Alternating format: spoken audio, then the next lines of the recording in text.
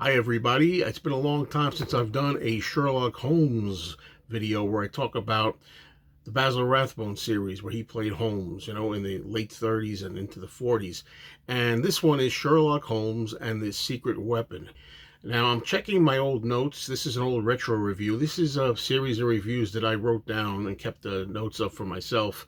That was written in May of 2008. So we're talking about 17 years ago, something like that. And I'm going to read the notes and reacquaint myself with my feelings on this too. Now, when the first couple of Rathbone films came out in the Holmes series, they were done by 20th Century Fox. And they were, I think the first one was Hound of the Baskervilles, and the second one was The Adventures of Sherlock Holmes. And after that, Universal took over. We got Sherlock Holmes and the Voice of Terror. And now this one, which I believe is the second Universal series. And you have, of course, Nigel Bruce as Dr. Watson, and Holmes is played by Rathbone. And it's established at the beginning of this movie, once again, by means of a written prologue on the screen, that the famed detective is legendary and spans time. And this helps to comfortably set things up here in the present era of the 1940s so that we can come up to date, really. Because Holmes, the stories are usually set a lot earlier, but this time they were trying to make them modern in the war years.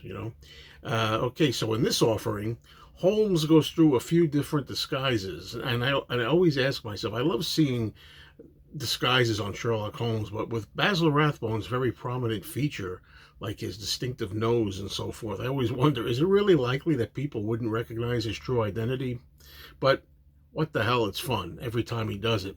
And in this one, Holmes protects a physicist from the hands of the Nazis, as well as protecting him from Holmes' own greatest nemesis, Professor Moriarty. And Professor Moriarty is now played by Lionel Atwill.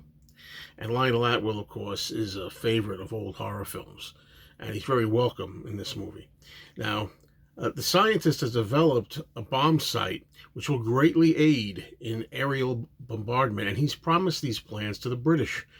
But Professor Moriarty wants to get hold of it so he can sell them to the Nazis, of course.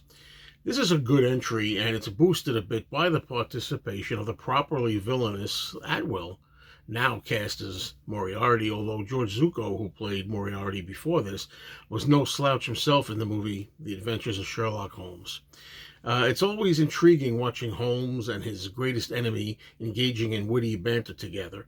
And there's a line here which is said by Moriarty when he's kind of taunting Holmes, and he says, "The needle to the last, eh, Holmes?"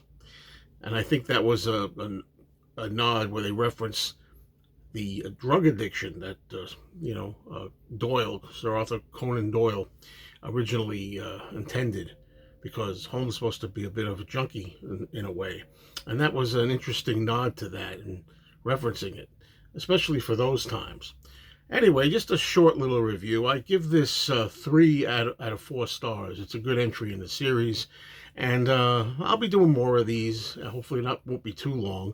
For some of you out there that enjoy the Sherlock Holmes series with Basil Rathbone and Nigel Bruce.